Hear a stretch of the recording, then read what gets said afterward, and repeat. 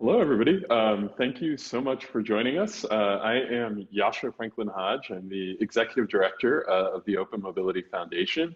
And today we're going to give a brief introduction to OMF and talk a little bit about MDS, the Mobility Data Specification, and how it's used.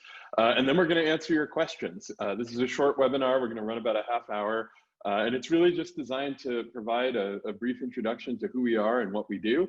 You'll be hearing from me. You'll also be hearing from my colleague, Michael Schnerla, who is our Director of Open Source Operations. If you have questions during the webinar, please use the Q&A function, both to ask your questions and also to upvote the questions from other people that you'd like to see us answer. We'll take any and all questions that you have, and if we're not able to get to all of them during the webinar, that'll give us some good content for a follow-up blog post. So please put anything that's on your mind in the Q&A. So with that, I'm going to start just by briefly introducing the OMF and MDS and kind of what this is all about. So I want to start with the challenge that I think underpins a lot of what the work that we do and the reason that we exist as an organization. So for much of the automobile era, we have managed our physical space through physical infrastructure, things like signs, law enforcement, parking meters. We found that the way to balance the different users, the different needs, the rules that keep things safe is through a series of physical interventions like these. But increasingly what we're seeing is that what happens on public streets is governed not just by individuals making decisions and following a rule or not following a rule, but instead it's influenced and in many ways dramatically reshaped by algorithms, by companies that deploy systems with algorithms that allow them to shape their services in ways that can sometimes have very profound impacts on public space. Examples of this are the ways that companies like Lyft and Uber create incentives for drivers that encourage them to locate their vehicles in certain places at certain times of day in order to get rides. Companies that can deploy fleets of thousands or even tens of thousands of vehicles more or less overnight, like scooters, on a public street based on the data that they've collected about where there's demand for services.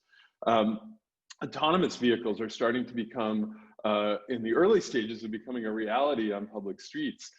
We have routing apps, both those used by consumers and those used by big logistics companies, that can shift traffic in ways that sometimes mean that traffic that would normally be on a main artery is shifted onto a smaller side street. Now, all of these services and all of these changes, these algorithms, these are not necessarily bad things. They can result in some really fantastic new services, new ways to get around. But they are complicating the challenge that local governments face in how to effectively manage public streets for public good, how to make sure that they're safe, that they're equitable, that they're serving the needs of their community. And so this is where the OMF comes in. Our vision is to build the digital infrastructure that helps cities manage public space. And we do this by developing data standards and open source software, which cities can use to interface with the companies who are operating services that affect public roads. Now, we're structured as a nonprofit open source software foundation, and that model means that we are a collaboration between public and private sector. We believe in new mobility. We believe in a lot of the incredible innovation that's happened around technology and business models and vehicle form factors over the last decade. But we think it's really important that for those services to grow responsibly, that public sector and private sector need to be at the table to shape the way that these services develop and evolve.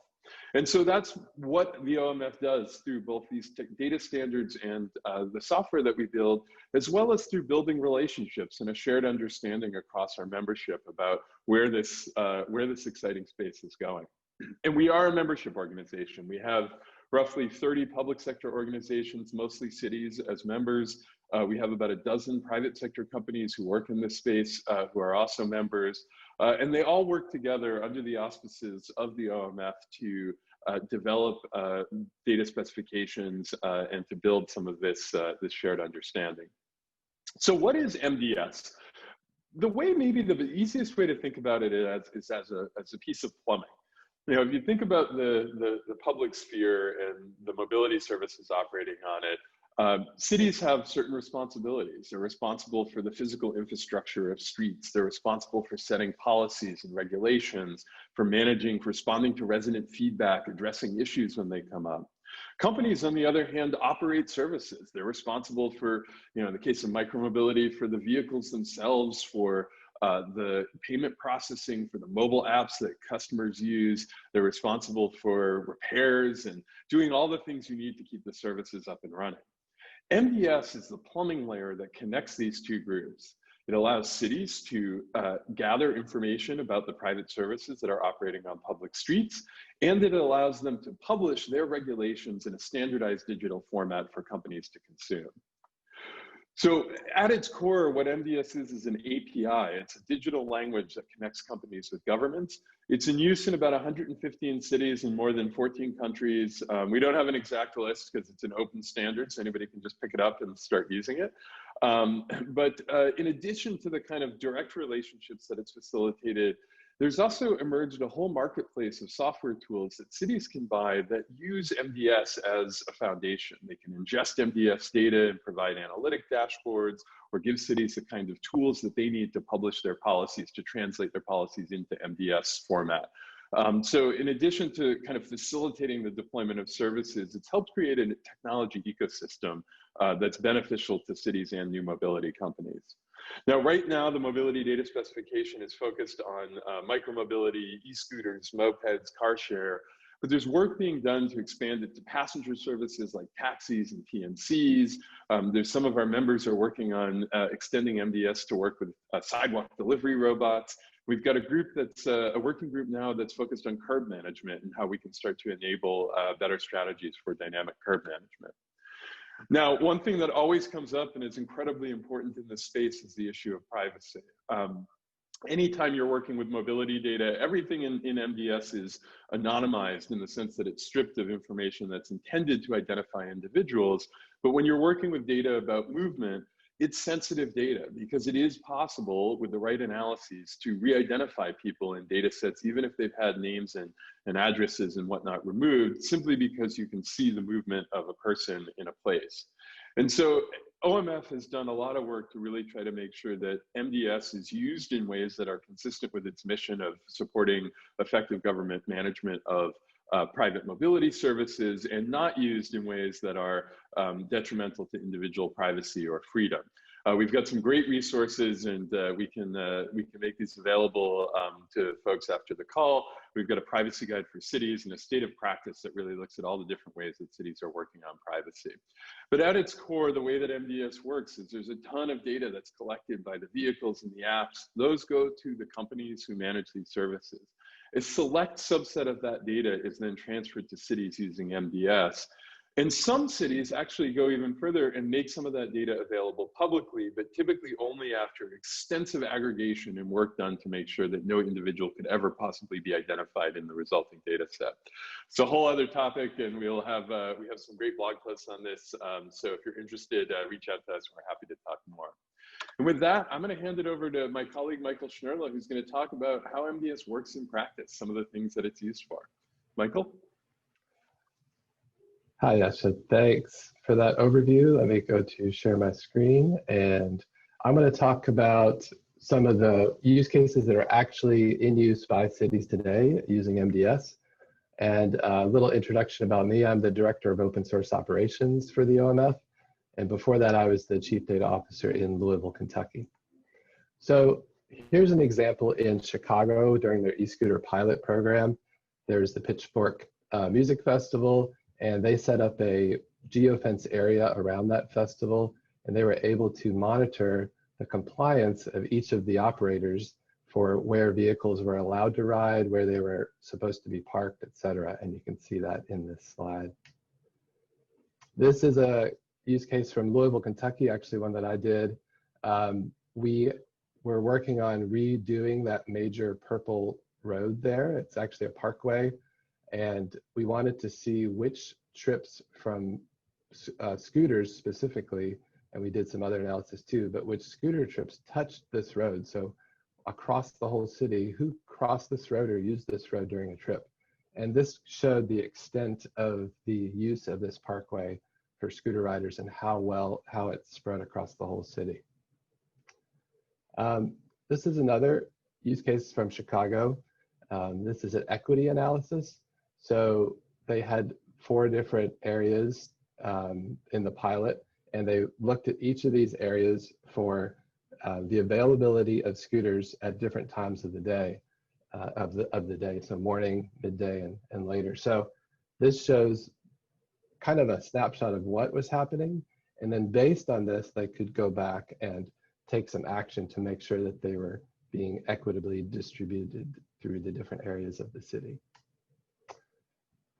Here's a transit use case from LADOT. So this is the lines there showing the actual start and end points of scooter trips, and the dots along the path there are transit locations. So what they were looking at here was first and last mile connector trips to transit stations, and they wanted to map the flow of these trips that originated or ended at these stops. So it kind of shows a nice picture of potential last mile usage of scooters while integrating with the existing transit system. And here's another use case from Louisville. So one of the ways that MDS can be used is to publish policies back to providers. And what this shows here in red at the top are restricted areas of ride, and then no parking areas in the middle, and then areas with speed restrictions at the bottom. And the city of Louisville then could publish these digitally and use the MDS policy API to structure all that in a specific way for the providers to pick up and use and see without having to have this kind of a constant back and forth through email. It was a much more streamlined way to publish policy digitally and take action and have the providers all be on the same page. So the last thing I want to point out is these are just a few of these cases. We have built a database, and there's a link there in our blog post to the database. There's about 45 use cases in it right now. They can be sliced and diced by types of the MDS API or cities that are using it, and 15 cities have tagged the use cases that they currently use.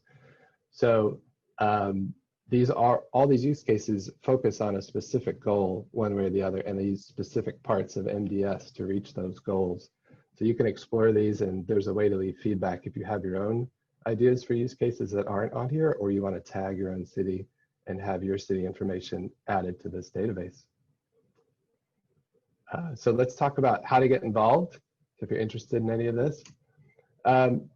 So we are definitely a collaborative organization. We're led by cities, but we have a strong private sector governance participation model. We all work together to build MDS. So the OMF doesn't necessarily set the direction. We look to our partners and the community to set the direction of the spec and the changes that need to be done. We have a number of working groups and GitHub repositories, and those are open to all. So anyone can participate in the working groups and leave comments on GitHub, propose ideas, upvote things, etc. The technology is built through this collaboration, and everything is open source licensed. So the individual contributors from cities and companies and third parties, they all participate in the software development and bring their own ideas to MDS development. So many times a private company will propose a change to MDS, and it'll be vetted and discussed by the community, and we figure out how to integrate that into the MDS spec for the next release. So you can join these working group meetings and engage in GitHub. We'll have some links for that. And this community basically helps to build a more uniform regulatory environment and a technology marketplace around MDS. There's also an opportunity for members of the OMF to participate in leadership roles and in OMF committees. Everyone you see here in this screenshot, they're all members, and they have that privilege. There's other privileges like access to member engagement events and different programming that we have just for members. We also have a Slack channel just for members as well. And one of the benefits of this is to build relationships and access a diverse array of perspectives on all these new emerging mobility services. So it's a nice community and a way to really get cities and companies and third parties together to connect with each other and collaboratively build solutions. So if you're interested in more, you can connect with us through our website, through Twitter, and through GitHub and see our projects there. Thanks, and I'll hand it back over to Angela, I think. Yeah, thank you so much, Michael. And Yasha, we're gonna move into Q&A right now. So there is a Q&A feature at the bottom of your screen. If you have any questions, feel free to type them in there. You can upvote them. But we're gonna start off with this question from Matthias about any projects ongoing or planned in rural areas, or if you can speak to the application perhaps of MDS in more rural areas. So, I would say right now there's a, MDS, because of its focus on micromobility, bikes and scooters, has been probably less relevant in a lot of rural contexts, simply because those services for a variety of business and infrastructural reasons are usually deployed in more urban environments. That having been said, we do see a number of smaller cities, and in some cases, other types of institutions using MDS. Even, it's not just a thing for the Los Angeleses and the New Yorks of the world. There are smaller towns of 30 to 40,000 people where there may be a downtown area that has scooters deployed, and so cities are ingesting data through MDS to better understand how those services are being used. We also see universities often deploy MDS on their campuses. There's a number of larger universities where their campus is in and of itself essentially a small city, and so they have started to use MDS as a way to ingest additional information about how people are moving around the facilities. That having been said, I think we're certainly open to seeing, especially as our work expands into other types of modes and other other types of services, how MDS could work in a more rural context, and welcome suggestions and ideas if there's projects that you think would be a good fit for this model of development. Yeah, thank you. So next question up from Wen, any consideration on incorporating and leveraging parking data for MDS relevant to the comment about curb and curb management? They note that many cities rely on parking revenue. Parking is obviously an incredibly important piece of infrastructure for cities. Yeah, absolutely. We have a curb management working group, as I mentioned, that's just kicked off. And so we're really starting to look at how we create some common languages around exchanging data related to curb, both regulations, costs, the utilization of that curb space. And I think something that cities have seen, they've been seeing increasingly, and I think is really accelerated as a result of the pandemic, is a shift in demand for curb space. With the rise of on-demand services, with the rise of things like ride hail, with the need for more space to park or operate non-automotive vehicles like bikes and scooters. This question of sort of how do we manage the curb, it's a scarce resource in most places. It's becoming increasingly urgent. So that is really at the core of what our curb working group is doing, is looking at the places where it can be most valuable to start to develop standardized ways of communicating about that. But I think it will incorporate a lot of work related to parking in addition to sort of the other uses of curb. Awesome. And I'll note that Michael just dropped in some information in chat about our curb management working group. So there's a lot more info online about that. Another question from Jan, which I think I'll add to as well. Do you have members outside of the US? And I'll expand a little bit upon that. If you could speak to the applications of MDS outside of the US and maybe some challenges. Yeah, absolutely. So we are definitely interested in members from outside the U.S. We have a couple of a number actually of our corporate members operate services outside of just the U.S. Both companies that sell tools to cities in other parts of the world, as well as mobility providers that actually operate services globally. We are seeing a lot of increasing interest in MDS in Europe and a lot of increasing uptake of MDS in Europe as micromobility has expanded fairly rapidly over the last year in the European context. And we're certainly interested in hearing from folks and getting folks involved from other parts of the world. We try to schedule our meetings to be sensitive to the diversity of time zones that are represented within our organization. I think there's certainly, to Angela's additional question about opportunities and challenges, I mean, there are some things that are kind of fundamental needs anywhere you go in the world, right? There's always going to be a limited amount of space and people and goods that need to move in that space. And so the challenge of how to integrate a variety of new services, how to make sure that the services existing and new are getting equitable access to public resources, that is a universal challenge. And it doesn't matter where you are, but there's a lot of difference between one place to the next, right? The built environment is very different. The modal balance is very different from one city to another. The regulatory context is very different, both in terms of how vehicles and services are regulated, as well as how data is regulated and managed. So that's something that we as an organization are trying to navigate. Our model for MDS is that it is a flexible kit of parts. There are multiple APIs that are part of MDS. They each do specific things. And what we see is that most cities don't use all of MDS, but they use the pieces of MDS that make the most sense for their local context. And that's really our goal as an organization, is to be that kind of utility player that can serve in that local need and to be responsive to the things that are unique or different from one community to the next, and to make sure that the spec evolves in ways that can support those communities. So if you are working outside of the US, we really welcome you both to, embrace what we have, but also to be a voice for what you need, because, the only way that MDS really evolves to be this kind of true utility is when we get people who are investing in it and helping us make it better for all of the particular needs of their environment.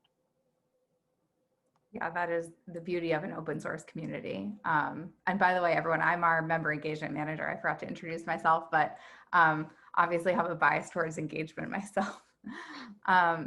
Cool. So let's see, we have another question from Tosh. Is it quite a big question, but I think worth touching on for a moment. But the question is, it looks like you're working on having car share included in the MDS spec. Can you explain how that would work? Yeah, so, certain types of car share is actually already supported within MDS. The model, so what is supported currently is free floating, what was typically called free floating car shares. So you can pick up a car in any place in the operating area, and then you can drop it off wherever you're going. In many ways, free floating car share is extremely similar from a data model perspective to dockless scooters or bikes, where you can kind of pick them up and drop them off anywhere. And so we've extended MDS to incorporate that modal type. We haven't made a lot of kind of type specific interventions, but at the minimum, what it allows a city to do if they use MDS for car share is to understand where the vehicles are, how they're being utilized, in what neighborhoods, and to kind of develop that understanding of the role that these services are playing in their community's overall mobility needs. I think that there's some additional work to be done. We've started to do some work related to stations or stops. Many times car share services are, some are true free floating, some are hybrid models, some are exclusively based around stations and designated parking places. So we've started to introduce into the specification a way to talk about those kind of like designated zones where you might be able to pick up or drop off a car or a scooter or a bike.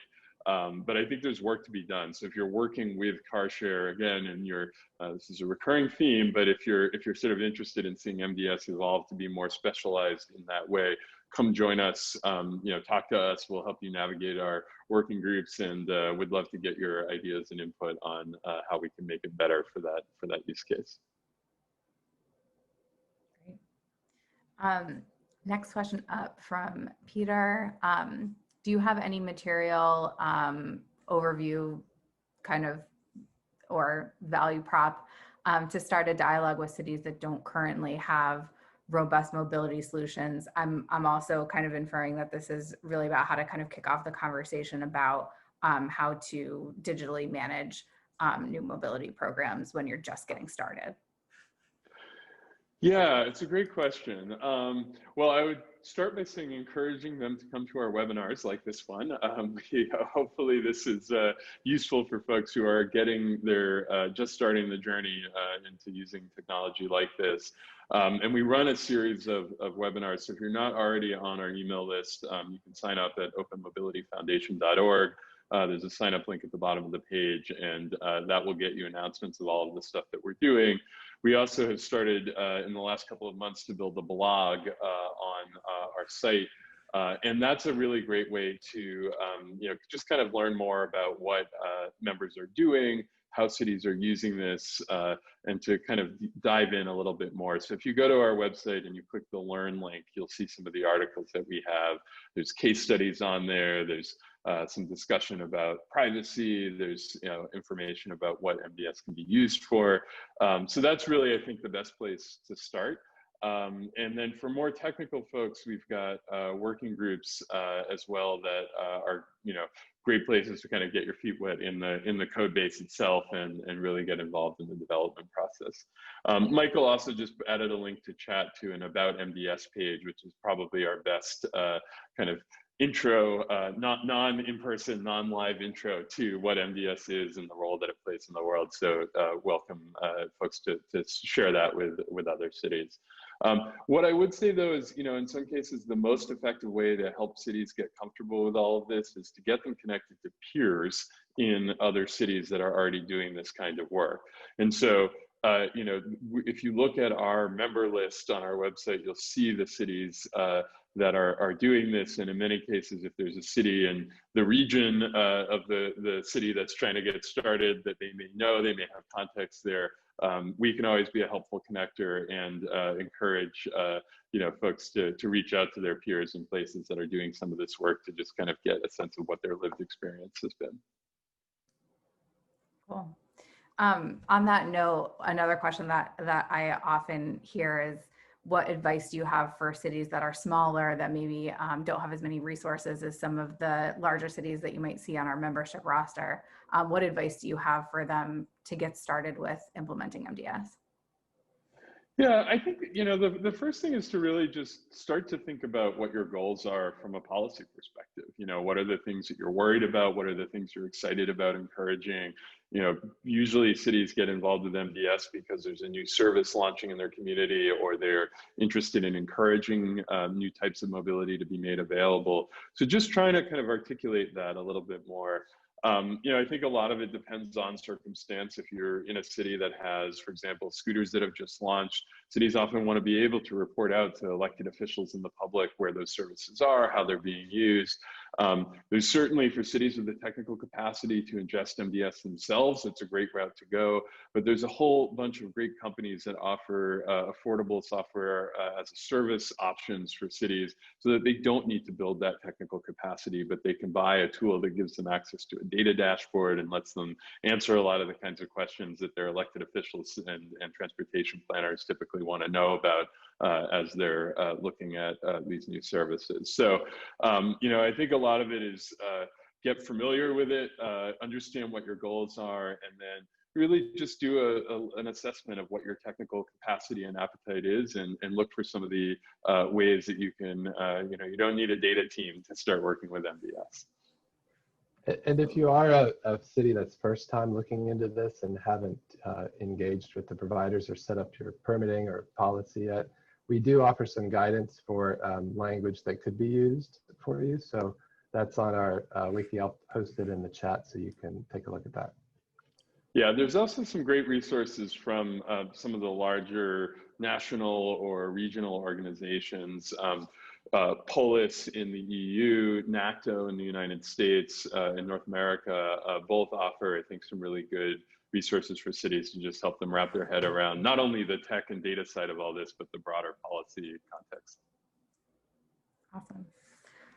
Well, on that note, we are just out of time, but I have one last question that I will use as a kind of closing. And thank you to everyone who joined us today. We will be sending around resources that we discussed today as a way to kind of help you get started. And the last question that I'll answer right now is from Clemens, which is, will a recording of this webinar be available? And the answer is yes. Sometimes it's easier just to kind of sit down and watch a quick video to kind of familiarize yourself with this type of work. So we will be sharing that as well as some of the resources that we discussed today.